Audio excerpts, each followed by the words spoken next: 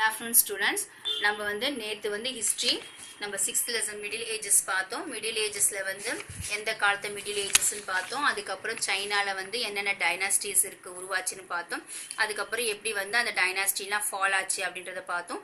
Next Japan பார்த்தோம். ஜப்பான்ல வந்து என்னென்ன டைனாஸ்டி இருந்தது, எந்த டைனாஸ்டிக்கு அப்புறம் வந்து அது ஃபால் ஆச்சுன்றதெல்லாம் பார்த்தோம். The next topic வந்து Islam and the rise of Islamic empires. இஸ்லாமும் இஸ்லாமிய பேரரசின் தோற்றத்தை பற்றி பார்க்க போறோம். Prophet Muhammad established Islam. இது ரொம்ப important line, ரொம்ப underline பண்ணிக்கோம். Islam gave a message of brotherhood. Muhammad laid stress on the equality of all those who were Muslims. This message of equality and brotherhood had great appeal not only for the Arabs who were divided into varying tribes, but also for people, in other words, in other parts of the world. However, faced with persecution in his place of birth, Muhammad and his followers moved to the city of Yathrib. The flight of Muhammad from Mecca in 622 AD is called Harjah in Arabic. Harjah in Arabic. In honor of his coming, the people of Yathrib renamed the city of Madinat Nabi, the city of the Prophet. It is now known as Medina. Muhammad died 10 years after the Hijrat. By the time of his death, until under a common faith, the Arabs became a powerful force. அதாவது இந்த prophet Mohammed அப்படின்றவர் தான் இஸ்லாமத்தை தோற்றுவித்தவர். இஸ்லாமியம் சகோதரத்துவம் என்னும் கருத்தை முன்வைத்து இஸ்லாமியர் அனைவரின் சரிசமமானவர்கள் எனும் கருத்தினை முகமது அழுத்தமாக குறிப்பிட்டார். சோ சமத்துவம் சகோதரத்துவம் ஆகிய இரு கருத்துக்களை தங்களுக்குள்ள வச்சுக்கிட்டு கொண்டிருந்த அரேபிய இன குழுக்களையும் உலகின் ஏனைய பகுதி வாழ்ந்த மக்கள் எல்லாரையும் என்ன பண்ணாரு, ஆனால் பிறந்த ஊரில் சந்தித்த இடர்பாடுகளின் காரணமாக நபிகள் அவரை பின்பற்றுவோரும் மெக்காவில் இருந்து எத்ரிப் என்னும் நகருக்கு இடம்பெயர்ந்தார். சோ புரியுதுங்களா ஸ்டூடெண்ட் என்ன சொல்லியிருக்காங்கன்ட்டு? ப்ராஃபட் முகமதுன்றதான் இஸ்லாமிய தோற்றுவித்தவர். இவர் சகோதரத்துவம்ன்ற கருத்தை மனசுல வச்சுக்கிட்டு இஸ்லாமிய அனைவரும் சரிசமமானவர்கள் என கருத்தை வச்சுக்கிட்டு சமத்துவம் சகோதரத்துவம் இருந்த ஏற்கனவே இருந்த மக்களையும் அப்புறம் நெக்ஸ்ட் வந்து இவரோட பிறந்த இடத்துல வந்து சரி இடர்பாடுகள் சரியான பிரச்சனைகள் இருந்ததுனால இவர் என்ன பண்ணாங்க, யாத்ரீப் என்ற நகருக்கு பெயர்ந்தார். சோ அதெல்லாம் இங்க கொடுத்திருக்காங்க. அது மட்டும் இல்லாம 622 மெக்காவை விட்டு நபிகள் இடம்பெயர்ந்த நிகழ்வு அரபிய மொழியில் ஹஜிரா அப்படின்னு சொல்றாங்க. ஹஜிரா பயணம் சொல்றாங்க இல்லையா, அதுதான் சோ என அழைக்கப்படுகிறது. அவருடைய வருகையை சிறப்பிக்கும் வகையில் எத்ரிப் நகர மக்கள் தங்கள் நகரத்திற்கு மதினாட் உட் நபி நபிகள் நாயகத்தின் நகரம் என புது பெயரை சூட்டினாங்க. ஓகேவா, புரியுதா ஸ்டூடெண்ட்ஸ்? தற்போது அந்த மெதினா என அழைக்கப்படுகிறது. தற்போது அது மெதினா என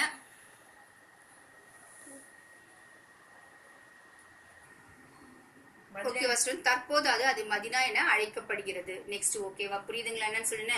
அப்புறம் ஹிஜ்ராவில் இருக்கு பின்னர் 10 ஆண்டுகள் கழித்து 632 நபிகள் இயற்கை எழுதினார். சோ ஹஜ்ரா அந்த இடத்துல இயற்கை எழுதினார். அவர் இயற்கை எழுதும் துருவாயில் இஸ்லாமின் கருத்துக்களால் ஒருங்கிணைக்கப்பட்டு அரேபியர்கள் ஒரு வலிமையான வாய்ந்த சக்தியாக உருவாயினர். சோ அவர் இறந்ததுக்கு அப்புறம் பவர்ஃபுல்லா அவங்க மாற ஆரம்பிச்சாங்க. நெக்ஸ்ட் வந்து அரேபியன் தான் அரபியர்.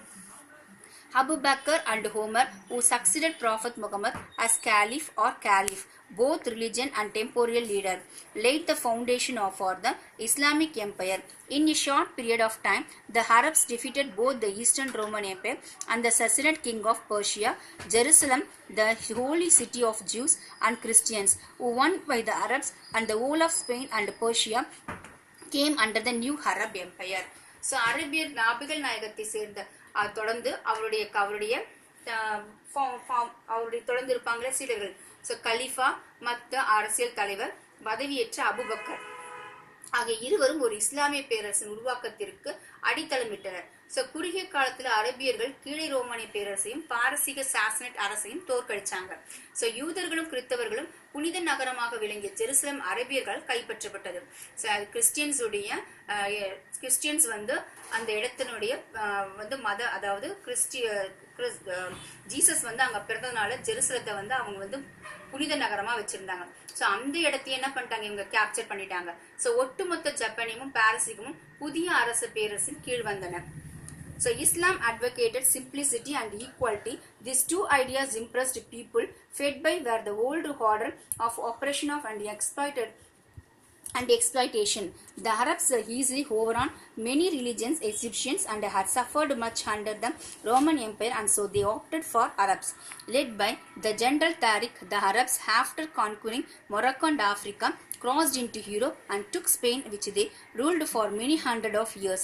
The Arabs, until then largely nomadic for the deserts, became the rulers of mighty empire. They were called Saracens from Sahara, and Nazin, the dwellers of the desert. என்னன்னா இஸ்லாமியர்கள் எளிமையாகவும் சமத்துவத்தையும் ஆதரித்தது முந்தைய முறைமைகளின் கீழ் அடக்குமுறைக்கும் சுரண்டலுக்கும் ஆளாகிய இந்த பெரும்பாலான மக்களிடையே இவ்விரு கருத்துக்களும் ஈர்ப்பை ஏற்படுத்தி வரவேற்பை பெற்றன. ஸோ எளிமையான வாழ்க்கையும் சமத்துவமா இருக்கிறது தான் அவங்களோட மெயின் காரணமா இருந்தது. இது மக்களுக்கு பிடிச்சதுனால அவங்கள ஃபாலோ பண்ண ஆரம்பிச்சாங்க. ஸோ அரபிகள் மிக எளிதாக பல பகுதிகளை கைப்பற்றினர். ரோமானிய பேரரசின் கீழ்பெறும் துயரங்களை அனுபவித்த எகிப்திய மக்கள் எளிதாக அரபியரின் மேலாதிக்கத்தை ஏற்றனர். அதாவது ரொம்ப கஷ்டப்பட்டிருந்த துருக்கியர்கள் எல்லாரும் என்ன பண்ண ஆரம்பிச்சாங்கன்னா, இவங்களுடைய இஸ்லாமுடைய கொள்கைகள் பிடிச்சதுனால அவங்களுடைய கொள்கைகளுக்கு அவங்க என்ன பண்ண ஆரம்பிச்சாங்க, ஃபாலோ பண்ண ஆரம்பிச்சாங்க. ஸோ அதுதான் இங்க சொல்லியிருக்காங்க. தளபதி தாரிக் என்பவரின் தலைமையின் கீழ் இருந்த மொரக்காவும் ஆப்பிரிக்காவை கைப்பற்றி அரபியர்கள் ஐரோப்பாவுக்குள் நுழைய ஸ்பானியத்தை கைப்பற்றி அதனை பல நூற்றாண்டுகள் ஆண்டனர். அதுவரையிலும் பாலைவனங்களாக நாடோடிகளாக வாழ்ந்து வந்த அரேபியர்கள் வலிமிகுந்த ஒரு பேரரசின் ஆட்சியாளர்களாக மாற ஆரம்பிச்சாங்க. இவர்கள் சாரசன்ஸ், அதாவது சஹாரா மற்றும் நசின் என்னும் இரு பெயர்களின் இணைப்பு பாலைவனத்தில் வாழ்பவர்கள் என்பது பொருள். புரியுதுங்களா? என்ன சொல்லிருக்காங்க? சாரசன்ஸ், சஹாரா, நசின். இந்த இரு சொற்களும் இணைப்பு பாலைவனம் ரெண்டு சேர்க்கிற பாலைவனத்தில் இணைக்கிற இடத்துல இருக்கவங்க தான் இந்த சாராசன்ஸ் அப்படின்னு அழைக்கப்பட்டார்கள். நெக்ஸ்ட் ஒரு டாபிக் கொடுத்திருக்காங்க, birth of Sunni and Shia sects அப்படின்றது கொடுத்திருக்காங்க. ஸோ அதாவது என்னன்னா சன்னி சியா பிரிவுகளின் தோற்றம். The quarrel for the leadership of Arabia led to a division in Islam. The two sects formed of the division were the Sunnis and the Shias. The Sunnites and the Sunni Muslims maintained that the head of the Islamic State and successor to the Prophet should be elected by representatives of the world body of believers. The Shiitas, the followers of Shia sect, opposed elevation to any highest political and religious office other than those related to the Prophet by blood or by marriage.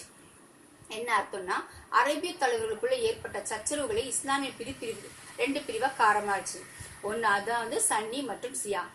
Sunny பிரிவை சேர்ந்த இஸ்லாமியர்கள் இஸ்லாமிய நாடுகளின் தலைமையும் நபிகளுக்கு பின் அப்பொறுப்புக்கு வரவோரின் இஸ்லாமியத்தை நம்பிக்கையுடைய மக்களின் பிரதிநிதிகள் தேர்ந்தெடுக்கப்பட்ட வேண்டும் என்ற நிலைப்பாட்டை கொண்டிருந்தனர்.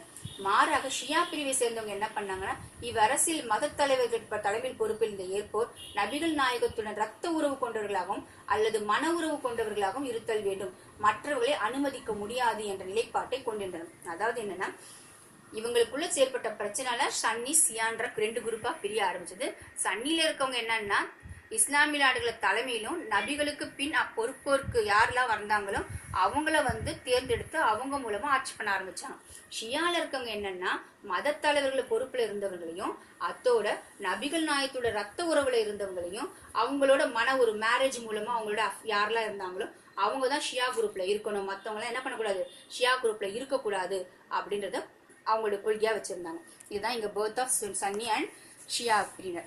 Next rule of Umayyad and Humayyad dynasty. Umayyad and Humayyad dynasty இங்க கொடுத்திருக்காங்க. The caliph belonged to a branch of Muhammad's family known as Umayyads or Umayyads ruled for about 100 years. Damascus was their capital. They developed a new style of architecture known as Surasanic architecture. The arches, the pillars, and the minarets and domes came to India later and blended with Indian ideas. அதாவது என்னன்னா, நபிகள் நாயகத்துடைய குடும்பத்துல ஒரு உறவு வழியை சேர்ந்தவங்க தான் கேலிஃபாக்கள் சொல்றாங்க. சோ அவங்க தான் என்னன்னா உமையது என்று அழைக்கப்பட்டவர்கள். 100 ஆண்டுகளும் ஆட்சி புரிந்தாங்க. டமாஸ்கஸ் அவர்களின் தலைநகரமாகும். அவங்களுடைய தலைநகரம் டமாஸ்கஸ். ஸோ அது மட்டும் இல்லாமல் டமாஸ்கஸ் தலைநகர் ஒரு புதிய பணியிலான கட்டடக்கலையை அவங்க வளர்த்தாங்க. என்னன்னா, அதற்கு சாராசானி கட்டடக்கலைன்னு பேர் வச்சாங்க. அந்த சாராசானி கட்டடம் எப்படி இருந்ததுன்னா, வளைவுகள், தூண்கள், கவிகை மாடங்கள், மினார் எனப்படும் கோபுரங்கள் ஆகியவை இதனுடைய அவங்களோட கட்டடக்கலையில இருந்தது. என்னன்னா, அதெல்லாம் இங்க கொடுத்தாங்க. பில்லர்ஸ், மைனர்ஸ், டொமஸ் அப்படின்னு. டொமஸ்னா தெரியும் இல்லையா? டொமஸ்னா அவங்க கிட்ட இருந்த மேல இருந்த அந்த கோபுரம் அதெல்லாம் இருந்தது. நெக்ஸ்ட் கோபுரம்னா நம்ம கோவில் இருக்குமே அந்த கோபுரம் இல்லை, நம்ம சுதிலாம் பார்ப்போம் இல்லையா, அதுதான் அங்கே சொல்லியிருக்காரு. The Muslim Arabs carried Islam far and wide. But while they were fighting at distant lands, the Arabs at home were quarreling.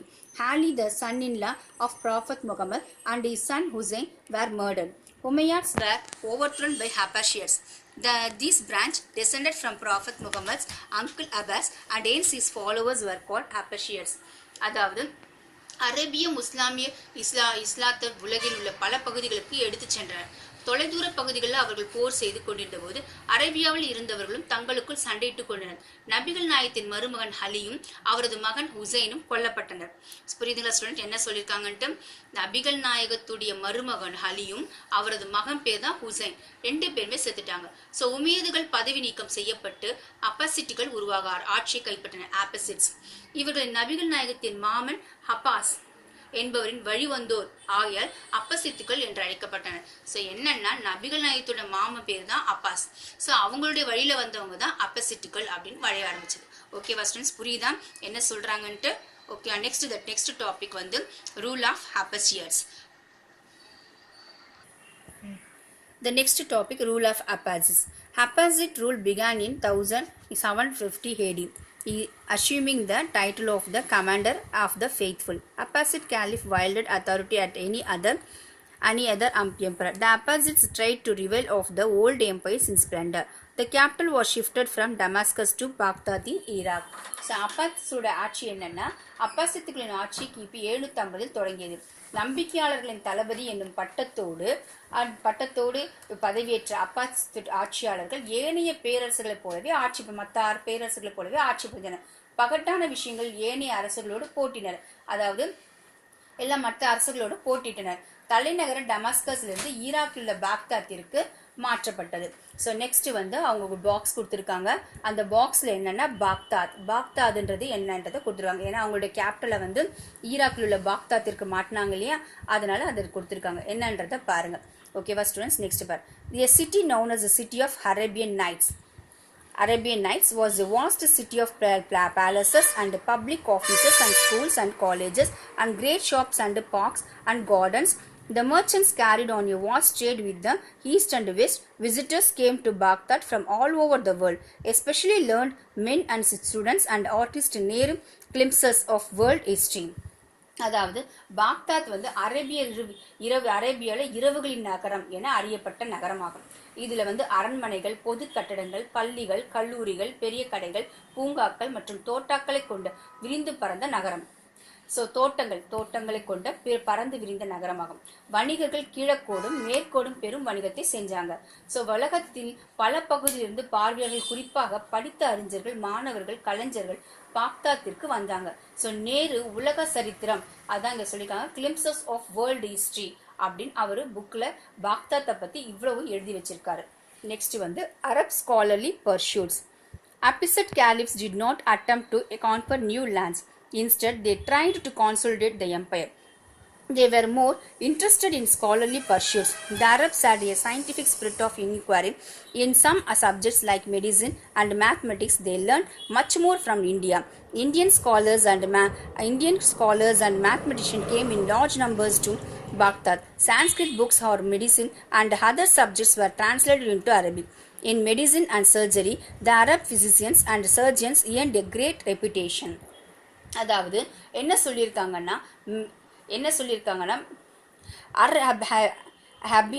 Abbasid caliphs did not attempt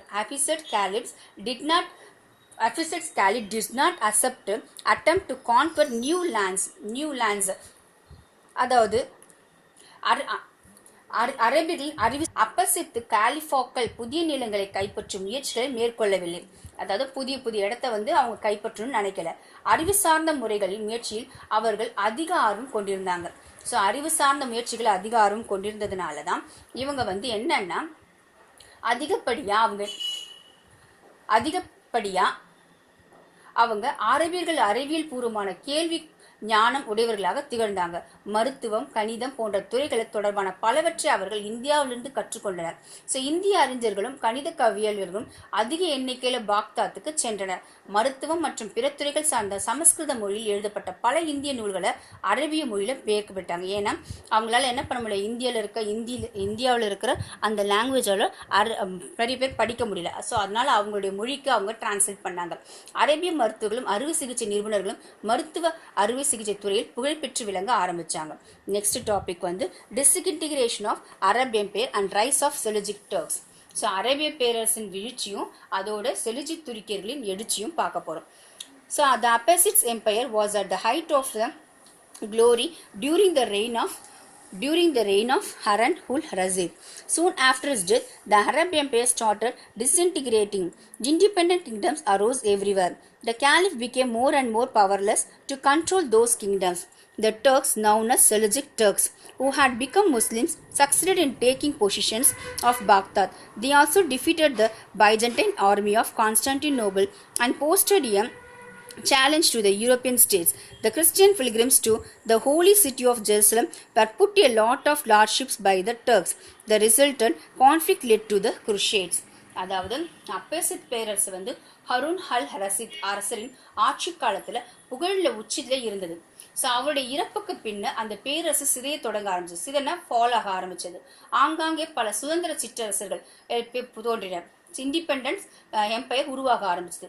கலிஃபோ ஆட்சி வழிவந்ததுனால அவ்வரசுகளை கட்டுப்படுத்த இயலவில்லை. இஸ்லாமியர்களாக மாறிய துருக்கியர்கள் செல்ஜுக் துருக்கியர்கள் என அழைக்கப்பட்டனர். ஸோ இஸ்லாம்ல இருந்து துருக்கியர்களாக மாற ஆரம்பிச்சாங்க. அந்த துருக்கியர் தான் செல்ஜுக் துருக்கியர்கள்.